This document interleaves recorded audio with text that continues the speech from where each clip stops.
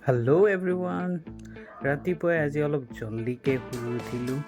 উঠি মোৰ ফাৰ্ষ্ট মোৰ লিঅ'ক দুটামান চুমু খোৱা, দেন দেখা পালোঁ অকণিও বাহিৰত ৰখি আছে আৰু অকণিকো মই দুটামান চুমু দি দিলোঁ। তাৰপিছত মই চাবলৈ গ'লোঁ মই নতুনকৈ ৰুব খোজা লটাছৰ প্লাণ্টকেইটা চিডকেইটা ভালকৈ গজিছে। মুখ হাত ধুই কেনে আৰু ব্ৰেকফাষ্টটো কৰিলোঁ। অ'টছ আৰু বানানা আছিল। জেনেৰেলি মই এগ ইউজ নকৰোঁ, মানে একদম বহুত কম আৰু মিনিমেল।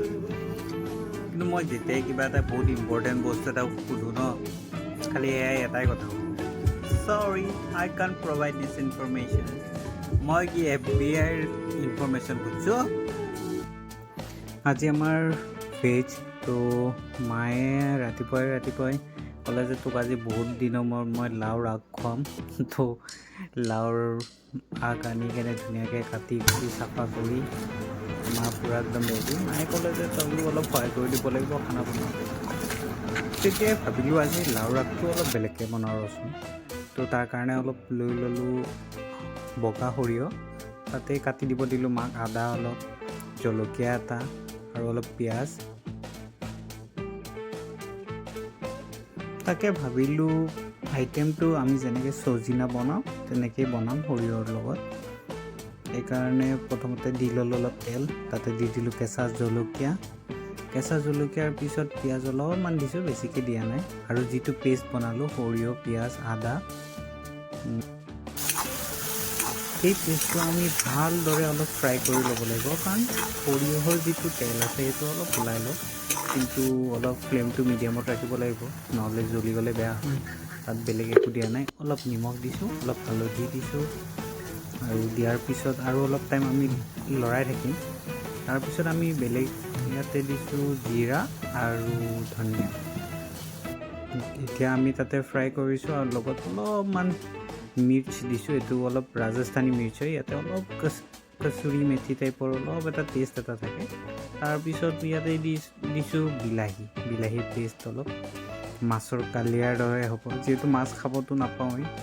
তো ইয়াতে আকৌ দি দিছোঁ আমি লাওৰ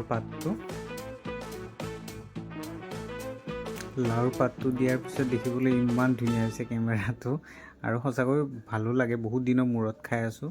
তো সেই পেষ্টটোৰ লগত অলপ লৰাই দিম। আমি ইয়াতে পানী অলপো ইউজ নকৰোঁ, কাৰণ অলপ পিছত লাওৰ আগৰ পৰা যথেষ্টখিনি পানী ওলাব আৰু এইটো একদম পমি গৈ কেনে অকণমানি হৈ যাব। তো ইয়াক আমি তেনেকৈ ৰাখি দিম, ঢাকনটো লগাই থৈ দিম খালী। ইয়াৰ লগতে ৰেডি কৰিম এখন চাটনি। তো তাৰ আগতে দেখাই দিছোঁ যে এনেকৈ পানী এৰিব ধৰিছে। তো চাটনিটোৰ কাৰণে প্ৰথম লৈছোঁ আমি অলপ তেতেলী, পকা তেতেলী, আৰু ইয়াৰ ফাৰ্ষ্ট গুটিটো আমি ছেপাৰেট কৰি ল'ম। সেই কামটো মই বাক কৰিব দিছোঁ, কাৰণ মই কৰিব লাগিব, কেমেৰা ধৰিব লাগে মাজে মাজে। তাৰপিছত পদিনা লৈছোঁ, আদা দিছোঁ, অলপ জালুক দিছোঁ, আৰু একদম কমকৈ পিঁয়াজ দিছোঁ, জলকীয়া এটা দিছোঁ, কাৰণ বায়ে খাব নোৱাৰে জলকীয়া বেছিকৈ।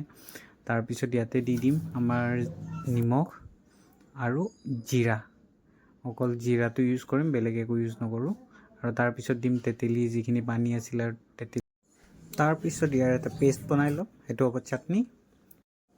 মায়ে মোক দালিত তেল দিব দিছিল, মই সেইটোও পাহৰি গ'লোঁ। তো তাৰ কাৰণে অলপ তেল ল'লোঁ, জলকীয়া দিলোঁ, পিঁয়াজ দিলোঁ, দি অলপ তাতে আদা দিছোঁ, দি অলপ ফ্ৰাই কৰি লৈছোঁ অলপ গল্ডেন ব্ৰাউন হোৱালৈকে। তাৰপিছত তাতে হালধি দিছোঁ, অলপ কাশ্মীৰী মিৰ্চ দিছোঁ, আৰু লগতে অলপ ধনিয়া দিছোঁ, আৰু এইটো দি দিছোঁ দালিখিনি উতলিব নাপালেই, তথাপিও দি দিছোঁ আৰু, কাৰণ জল্দি হ'ব লাগে, পেটতো ভোক লাগিছে। যিদিনা ভেজ থাকে সেইদিনা বেছিহে ভোক লাগে।